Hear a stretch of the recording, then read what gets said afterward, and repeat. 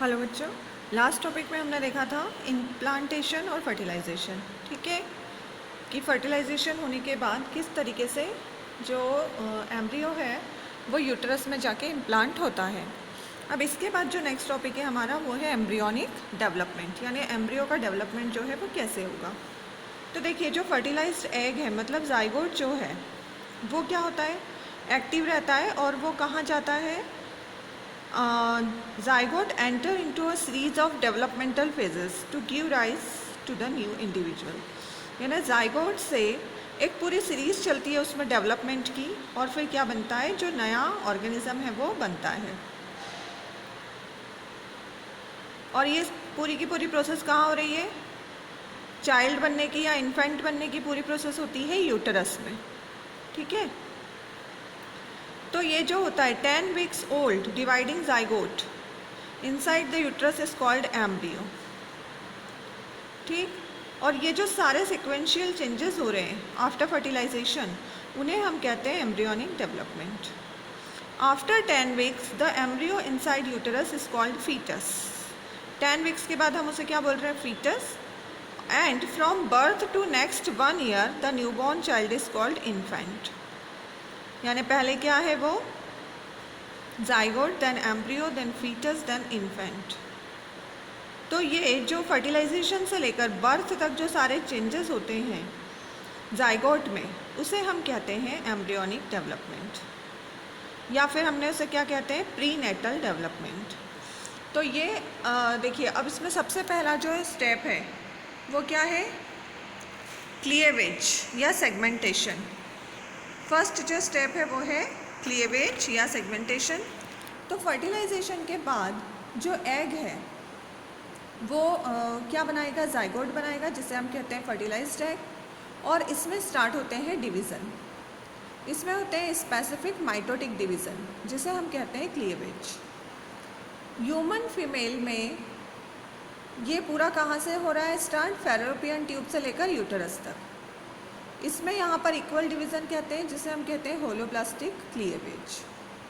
पहला जो डिवीज़न है वो होता है वर्टिकल, और उसके कारण जो जाइगोट है वो 2 डॉटर सेल्स में डिवाइड हो जाता है जिसे हम कहते हैं ब्लास्टोमियर्स।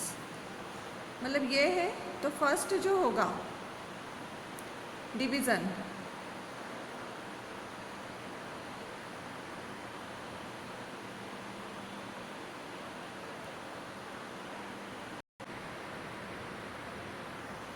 ये देखिए, यहाँ पर ये ऐसे डिवीज़न होगा और 1 से 2 सेल बनेगी जिसे हम क्या कहते हैं, ब्लास्टोमियर। उसके बाद सेकंड क्लीवेज होता है और ऐसे क्या बन जाती है, 2 से 4 सेल वाला स्टेज जिसे भी हम क्या कहते हैं, ब्लास्टोमियर। फिर उसके बाद जो है ये डिवीज़न चलेगा 4 से 8, 8 से 16 सेल वाली स्टेज आती है, और ये जो 16 सेल वाली स्टेज है इसे हम कहते हैं मोरूला। ठीक है, इसे हम क्या कहते हैं, मोरूला। और इसी स्टेज पे जो एम्ब्रियो है वो यूटेराइन वॉल में पहुंचता है, और ये प्रोसेस कब होती है, after 3 to 4 days after fertilisation. यानी फर्टिलाइजेशन के 3 से 4 दिन के बाद ये फेलोपियन ट्यूब में सारा चल रहा है क्लीवेज की प्रोसेस। जाइगोट से 2 सेल वाला ब्लास्टोमेयर, फिर 4 सेल वाला, फिर 8, फिर 16 सेल वाली जो स्टेज है उसे हमने कहा मोरूला, जो कि एक सॉलिड बॉल होता है सेल्स का। और इस स्टेज में यूटेराइन वॉल में जाके क्या हो जाता है, अटैच, जिसे हम कहते हैं इम्प्लांटेशन। और ये जो इम्प्लांटेशन की प्रोसेस है ये यहाँ पर पूरी हो जाती है मोरूला वाली स्टेज में। अब देखिए सिग्निफिकेंस क्या है क्लीवेज के, it brings about the distribution of cytoplasm of zygote to the blastomere. मतलब जो जाइगोट का साइटोप्लाज्म है वो ब्लास्टोमियर तक डिस्ट्रीब्यूट होता है। It increase the mobility of protoplasm which facilitate morphogenetic movement required for differentiation of cells, formation of germ layer, tissues and organs। यानी जो प्रोटोप्लाज्म है उसकी मोबिलिटी बढ़ती है और उसके कारण जो जर्म लेयर से टिश्यूज़ है या ऑर्गन्स का बनना है वो कंप्लीट हो पाता है। Due to cleavage unicellular zygote converted to multicellular embryo. यानी जाइगोट जो है यूनिसेलुलर वो मल्टीसेलुलर एम्ब्रियो में कन्वर्ट होता है इस प्रोसेस के कारण। तो ये क्लियर है आपको। पहला स्टेप यानी एम्ब्रियोनिक डेवलपमेंट का जो फर्स्ट स्टेप है वो क्या है, क्लीवेज या सेगमेंटेशन। इस स्टेज में मॉरुला बना है। अब जो नेक्स्ट स्टेप है वो है फॉर्मेशन ऑफ ब्लास्टुला और ब्लास्टुलेशन। इसे हम क्या कह रहे हैं, फॉर्मेशन ऑफ ब्लास्टुला या ब्लास्टुलेशन। तो देखिए क्या हो रहा है, जो ब्लास्टोमियर्स हैं मोरुला के, उनमें होता है rearrangement. Morula undergo rearrangement so as to give rise a central cavity inside the morula known as blastocoel. देखिए मोरुला कैसा है, पूरा ऐसा सॉलिड बॉल होता है सेल्स का, इस टाइप का स्ट्रक्चर है। अब यहाँ पर कुछ रीअरेंजमेंट होता है, कैसा, देखिए ये जो सेल्स है ना वो सारी क्या हो जाती हैं, एक साइड पे इकट्ठा, ऐसे ये साइड साइड पे हो जाती है और बीच में एक सेंट्रल कैविटी बन जाती है। और इस कैविटी को हम क्या कहते हैं, ब्लास्टोसिल। ठीक है, ब्लास्टोसिल कैविटी से कहा जाता है।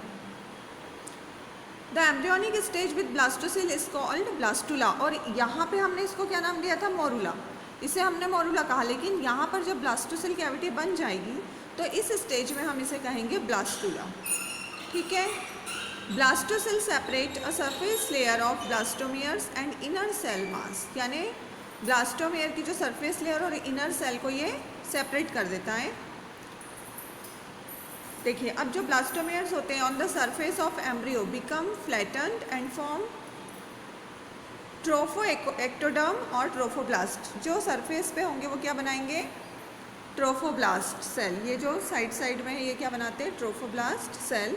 और बाकी जो अंदर वाले हैं वो बनाते हैं इनर मास। ठीक, तो ये ऐसे बनेगा। उसके बाद इन लेयर्स में फिर से डेवलपमेंट होता है और बनती है extra embryonic membrane and placenta. Extra embryonic membrane और प्लेसेंटा बनेगा और ये क्या काम करते हैं, which help in nourishing the embryo. Embryo को नरिशमेंट देने का काम करेंगे। So the cells of trophoblast do not take part in the formation of embryonic body, it forms protective and trophic membrane. Trophoblast क्या कर रही है, प्रोटेक्टिव मेम्ब्रेन बना रही है। और जो इनर सेल मास है जिसे हम एम्ब्रियोब्लास्ट भी कहते हैं, ये बनाएगा एम्ब्रियो। आउटर लेयर बना रही है प्रोटेक्टिव लेयर और जो इनर लेयर है इनर मास एम्ब्रियोब्लास्ट वो बनाएगा embryo. It become displaced towards the one end of the early embryo which at this stage is called blastodermic vesicle or blastocyst. तो ऐसे ये मोरुला से किस में कन्वर्ट हो गया, ब्लास्टुला में। ठीक है, मोरुला से कन्वर्ट हो जाता है ये ब्लास्टुला। ये देखिए आपको डायग्राम में भी दिख रहा होगा, ये जाइगोट से ये 2 सेल वाली स्टेज है, फिर ये और बड़ी स्टेज, फिर ये मोरुला। अब यहाँ पर देखिए ये पूरी कैविटी बन गई है जिसे हमने बोला ब्लास्टोसिल। और ये जो लेयर्स है ये ट्रोफोब्लास्ट वाली और ये इनर सेल मास। तो ऐसे जो है मोरुला से क्या बन जाएगा, ब्लास्टुला। और इस स्टेज को हमने क्या बोला, ब्लास्टुलेशन। यानी फर्स्ट होगा क्लीवेज फिर ब्लास्टुलेशन। अब इसके बाद देखिए क्या होता है, गैस्ट्रुला। तीसरा जो स्टेप है वो है फॉर्मेशन ऑफ गैस्ट्रुला। ये देखिए यहाँ पर आपको दिख रहा है, ये जाइगोट, ये मोरुला, ये ब्लास्टोसिस्ट। ठीक है, और यहाँ पर ये पूरा डेवलपमेंट वाला दिया हुआ है स्टेज। अब इसके बाद जो नेक्स्ट स्टेप है वो है फॉर्मेशन ऑफ गैस्ट्रुला या गैस्ट्रुलेशन, या फिर formation of 3 germ layers. Formation of 3 germ layers.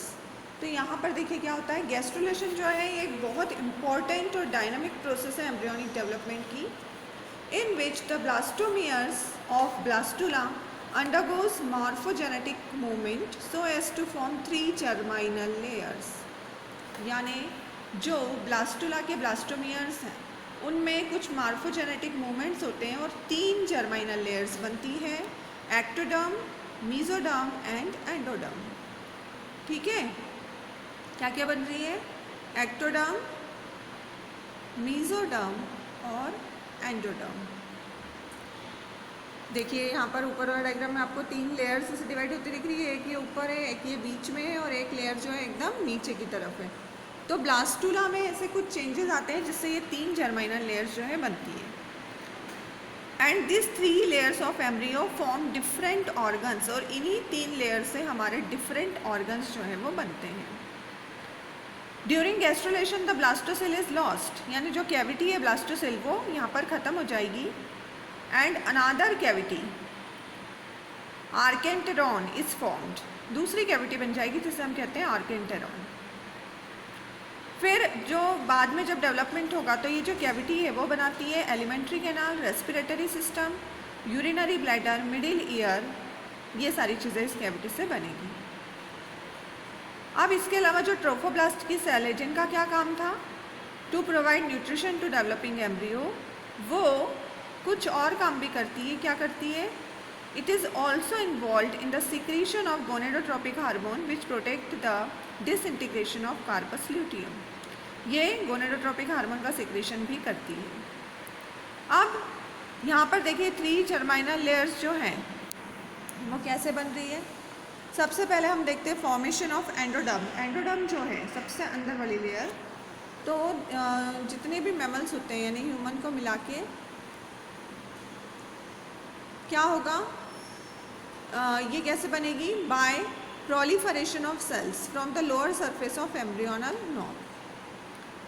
ये क्या करते हैं, ब्लास्टोसेल की तरफ, जो सबसे नीचे ब्लास्टोसेल में जो सबसे नीचे वाली लेयर होती है वो और नीचे की तरफ आती है और रैपिडली डिवाइड होती है and increase in number, divide होकर अपना नंबर बढ़ाती है और बनाती है एम्ब्रियोनल एंडोडर्म, यानी एंडोडर्म वाली लेयर। ये जो सबसे नीचे वाली लेयर आपको दिख रही है ये एंडोडर्म वाली लेयर जो है वो बनती है। ठीक है, तो ये सबसे इनर वाली लेयर जो है वो बनेगी एंडोडर्म। फिर मीजोडर्म, बीच वाली। जैसे ही एंडोडर्मल लेयर बन जाती है तो कॉडल मार्जिन की जो सेल्स हैं वो भी क्या होंगी, रैपिडली डिवाइड होंगी और अपनी ये थिकनेस बढ़ाती हैं और get detach from the embryonic disc and form mesodermal layer, यानी एम्ब्रियोनिक डिस्क से अलग होकर ये क्या बनाएंगी, मीजोडर्म। ये वाली लेयर देखिए, ये बीच वाली, नीचे वाली एंडोडर्म है और फिर ये बनती है मीजोडर्म। उसके बाद बनती है एक्टोडर्म।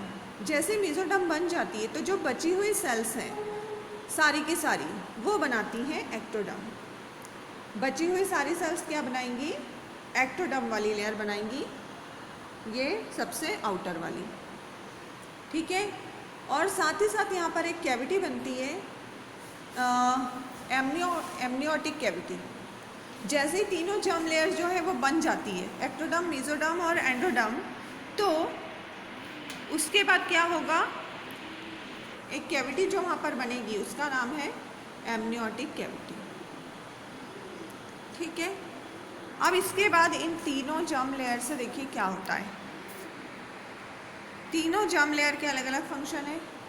फर्स्ट यदि हम देखें एक्टोडर्म, तो एक्टोडर्म से क्या क्या बनता है देखिए, यानी आउटर वाली लेयर से it give rise to nervous system, epidermis, pigment cells, फिर adrenal medulla, posterior and intermediate lobes of pituitary, pineal gland, cornea and lens of eye, cornea and lens of eye, nasal epithelium, internal ear, buccal cavity and rectum. ये सारी चीज़ें जो हैं वो किससे बन रही है, एक्टोडर्म। फिर मीजोडर्म से क्या क्या बनता है, kidneys, gonads, urinary and genital duct, adrenal cortex, blood vascular system, lymphatic system, spleen, coelomic epithelium, dermis, vertebral column, appendicular skeleton and smooth and cordial muscles. ये सब मीजोडर्म से बनेगा। और एंडोडर्म से बनता है alimentary canal, stomach, tongue, liver, pancreas, thyroid, parathyroid, thymus, anterior lobe of pituitary, lungs, then urethra और reproductive glands. ये सब बनते हैं एंडोडर्म से। तो ऐसे पूरे ऑर्गन्स जो हैं अलग अलग लेयर से बनेंगे। ठीक है, तो ये सब किससे हो रहा है, गैस्ट्रुलेशन। तीनों जर्म लेयर बनी, फिर उसके बाद उससे सारे ऑर्गन्स बनेंगे। अब जो लास्ट स्टेप है वो क्या है, formation of infant from gastrula. अब देखिए क्या हो रहा है कि in embryo all the 3 layers are formed within 5th week, यानी फर्टिलाइजेशन के 5 वीक बाद ये सारी तीनों लेयर जो है वो बन जाती है। और उसके बाद होता है ऑर्गेनोजेनेसिस, यानी ऑर्गन्स का बनना 6th वीक से। तो during 6th week this germ layers from bud or bud for the formation of all organs, यानी इन जर्म लेयर्स जो है ना उनमें से बड लाइक स्ट्रक्चर आ जाते हैं ऑर्गन्स बनने के लिए। और at the last stage of 6th week an under developed circulatory system is also formed, यानी कम डेवलप्ड सर्कुलेटरी सिस्टम बन जाता है एंड ऑफ 6th वीक में। Hands and legs are formed between 7th to 9th week. हाथ और पैर कब बन जाएंगे? 7वें से 9वें सप्ताह में, ठीक है। By the end of 9th month all the organs and systems of the body like digestive, respiratory, nervous and reproductive systems are fully organized. 9 month में पूरा का पूरा सारे के सारे सिस्टम्स जो हैं वो बन जाते हैं। और at the end of 3rd month the length of embryo become 3 inches, यानी 3 महीने के बाद ही जो एम्ब्रियो की लेंथ है वो 3 inches होती है। उस समय स्केलेटल सिस्टम भी बन जाता है। फिर उसके बाद उसकी लेंथ बढ़ते बढ़ते 7 inches हो जाती है, उसकी बॉडी के ऊपर हेयर आ जाते हैं और उसके बाद धीरे धीरे एलिमेंट्री कैनाल है, बोन मेरो, ये सब 5th month तक बन जाता है। और foetus is converted into infant by the end of 6th month, मतलब फीटस जो है वो पूरी तरीके से इन्फेंट में कन्वर्ट हो जाता है 6th month तक। उसके बाद हार्ट बीट भी उसकी स्टार्ट हो जाती है और 9th month के एंड तक उसकी जो लेंथ है वो हो जाती है 20 inches and infant become ready for birth, ठीक। तो वो बर्थ के लिए रेडी हो जाता है इस टाइम पे। अब देखिए है embryo, placenta and embryonic membrane. देखिए एम्ब्रियो जो है वो इंडिपेंडेंट रहता है ब्लास्टुला स्टेज तक। ब्लास्टुला स्टेज तक उसको किसी की ज़रूरत नहीं होती है, लेकिन जैसे ही उसका ट्रांसप्लांटेशन होता है in the wall of uterus, तो वो वहाँ से अपना नरिशमेंट लेने लगता है। उस समय क्या होता है? A sheath is developed around the blastula which is known as chorion. Blastula के चारों तरफ एक शीथ डेवलप होती है जिसे हम कहते हैं chorion. A membrane known as amnion is formed below the chorion. Chorion के अंदर एक मेम्ब्रेन बनती है जिसे हम कहते हैं एमनियन, ठीक है। उसके बाद कुछ समय के बाद large number of finger like structures called chorionic villi ये बन जाते हैं और इन कोरियोनिक विलाई के ज़रिए the Korean come into contact with the wall of uterus. Korean जो है वो यूटेरस वॉल के कांटेक्ट में आ जाता है और क्या होगा? Both of this villi together connect the wall of uterus and foetus. ये पूरा कनेक्ट हो जाएंगे उससे। और ये जो रीज़न है, the reason of vascular contact is called the placenta. उसे हम क्या कहेंगे? प्लेसेंटा। जो कॉन्टेक्ट वाला रीज़न है उसे हम क्या कहते हैं? प्लेसेंटा। तो ह्यूमन प्लेसेंटा जो है वो सराउंडेड किससे रहेगी? कोरियन से, hence it is called chorionic placenta, ठीक है। ह्यूमन प्लेसेंटा को क्या कहते हैं? कोरियोनिक प्लेसेंटा, क्योंकि ये उससे कवर्ड रहती है। और प्लेसेंटा का क्या फंक्शन है? Foetus derive nourishment and oxygen from the body of mother. Placenta के ज़रिए ही जो फीटस है उसको अपनी मदर की बॉडी से नरिशमेंट और ऑक्सीजन मिलता है और साथ ही साथ जो वेस्ट मटेरियल है उसकी बॉडी के वो उसकी मदर की बॉडी में जाएंगे और वहाँ से एक्सक्रीट होंगे। जो एमनियोटिक मेम्ब्रेन है, it is a filled with fluid known as amniotic fluid. Amniotic membrane पूरी लिक्विड से भरी हुई रहती है जिसे हम क्या कहते हैं? Amniotic fluid. The blood vessel which carry blood to and fro between the foetus and placenta are confined within the flexible structure called umbilical cord. यहाँ पर ब्लड वेसल्स भी जुड़ी हुई होती हैं जो कि ब्लड भेजती और लाती है फीटस में, तो उस फ्लेक्सिबल स्ट्रक्चर को हम क्या कहते हैं? Umbilical cord. The umbilical cord is connection between placenta and foetus. Umbilical cord ही क्या होता है? प्लेसेंटा और फीटस के बीच का कनेक्शन होता है।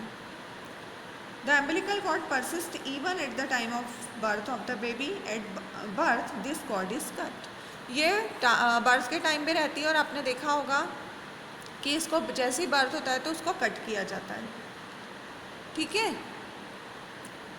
तो ये सारे जो हैं चीज़ें यहाँ पर होती हैं। अब देखिए ये प्रेगनेंसी एंड, तो यहाँ पर ये देखिए कोरियोनिक विलाई, ये क्या होते हैं? Finger like projections on trophoblast. Villi is surrounded by maternal blood, uterine tissue. फिर ये जो पूरा इनका स्ट्रक्चर है, एक इसे हम क्या कहते हैं, प्लेसेंटा। और इनर सेल मास में 3 जर्म लेयर बन रही है, एक्टोडर्म, मेसोडर्म और एंडोडर्म। अब देखिए फंक्शंस ऑफ प्लेसेंटा। प्लेसेंटा के क्या क्या फंक्शन है? तो सबसे पहला तो ये क्या करती है, न्यूट्रिशन प्रोवाइड करती है, ठीक है, फीटस को न्यूट्रिशन देती है मदर की बॉडी से लेकर। उसके बाद रेस्पिरेशन या एक्सचेंज ऑफ गैसेस। तो placenta helps in exchange of respiratory gases, यानी O2 from mother and CO2 from foetus. तो O2 लेके फीटस को देगी मदर से, और CO2 जो है फीटस का वो वापस मदर की बॉडी में भेजेगी एक्सक्रीशन के लिए। फिर उसके बाद ये देखिए एक्सक्रीशन, नाइट्रोजनस वेस्ट यानी यूरिया जो है उसको एक्सक्रीट करने का काम करेगी मैटरनल ब्लड में। एंडोक्राइन ग्लैंड मतलब oestrogen, progesterone, human chorionic gonadotropic and human placental lactogen, ये सारे एंडोक्राइन फंक्शन भी करती है। बहुत इंपॉर्टेंट एंडोक्राइन ग्लैंड है ये, जिससे बहुत सारे ये जितने भी मैंने नाम लिए ये सारे हार्मोन जो है यहाँ पर रिलीज़ होते हैं। फिर उसके बाद एंटीबॉडीज़, तो एंटीबॉडीज़ बनाती है ये। Diphtheria, small pox, measles etcetera pass to foetus from maternal blood, इनके खिलाफ एंटीबॉडीज़ बनाएगी। Stores glycogen till liver formation, यानी जब तक लीवर फॉर्म नहीं होता है फीटस में तब तक ये ग्लाइकोजन को स्टोर करने का भी काम करती है। और टॉक्सिक केमिकल और जर्म्स को ये फीटस की बॉडी में नहीं जाने देती, इफेक्टिव बैरियर का काम करती है।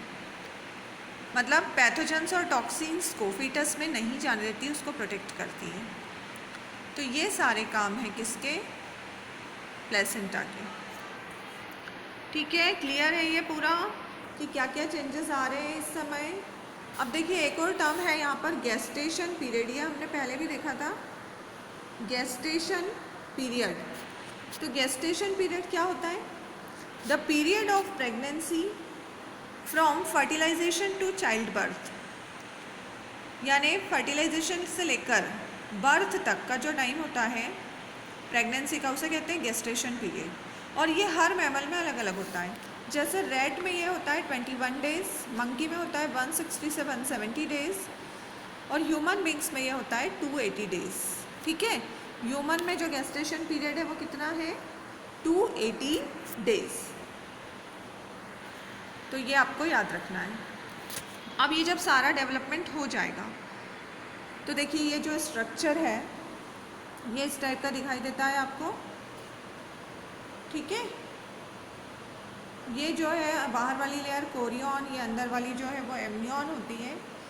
ये पूरी एमनियोटिक कैविटी जिसमें एमनियोटिक फ्लूइड भरा हुआ रहता है, और ये जो है ये अम्बिलिकल कॉर्ड है, और ये पूरा प्लेसेंटल वॉल। तो ये ऐसा पूरा स्ट्रक्चर जो है वो आपको दिखाई देता है। ये देखिए पूरा यहाँ पर ये पूरा डिटेल, ये देखिए ऐसे जो है ये जुड़ा हुआ रहता है पूरा यूट्राइन वॉल से, और इसको सारा नरिशमेंट, प्रोटेक्शन और ये सारी चीज़ें यहाँ से मिलती रहती है। अब इसके बाद नेक्स्ट क्या होगा,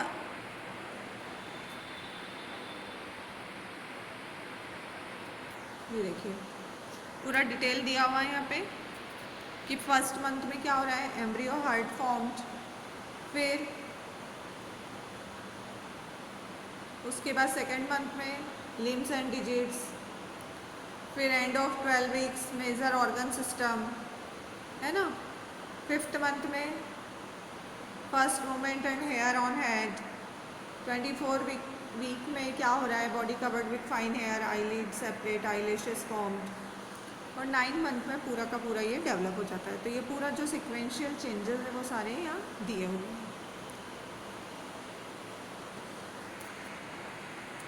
अब नेक्स्ट क्या है, जब पूरा डेवलपमेंट हो जाएगा तो पार्चुरेशन। पार्चुरेशन का मतलब होता है चाइल्ड बर्थ, बर्थ होना, इसे जो साइंटिफिक टर्म है वो क्या है, parturition. The process of expelling of fully formed full term young one from mother's uterus is called parturition और बर्थ। यहाँ पर क्या होगा, it involve forceful muscular contraction called labour of the uterine wall. ठीक है। जब पूरा गेस्टेशन पीरियड कंप्लीट हो जाएगा 9 मंथ का, तो उस समय क्या होगा, डिलीवरी ऑफ फीटस, जिसे हम पार्चुरेशन कह रहे हैं। और ये कैसे होती है, occurs by the contraction of uterine myometrium. Uterine wall में बहुत ज़्यादा कॉन्ट्रैक्शन होते हैं और उसके कारण उसमें बहुत ज़्यादा कॉन्ट्रैक्शन होंगे। और ये जो सिग्नल है पार्चुरेशन का, वो कहाँ से आता है, signal of parturition is originated from the fully developed fetus and the placenta, or it induces contraction of uterus called fetal ejection reflex। क्या कहते हैं इसे, fetal ejection reflex। 2 वीक पहले से, पार्चुरेशन के 2 वीक पहले से जो फीटस है ना, उसका जो हेड है वो डाउनवर्ड हो जाता है नीचे की तरफ पेल्विक कैविटी में। And on the completion of gestation period labour start. अब हार्मोन यहाँ पे क्या क्या काम करते हैं देखिए। Hormone secreted by foetus diffuses to maternal blood and stimulate oxytocin secretion, यानी ऑक्सीटोसिन के सिक्रीशन को बढ़ावा देगा ये। और इस ऑक्सीटोसिन के कारण यूटेराइन कॉन्ट्रैक्शन होते हैं। फिर हार्मोन रिलैक्सिन जो है वो भी सीक्रेट होता है, और वो क्या करता है, सर्विक्स वाले पार्ट को रिलैक्स करेगा।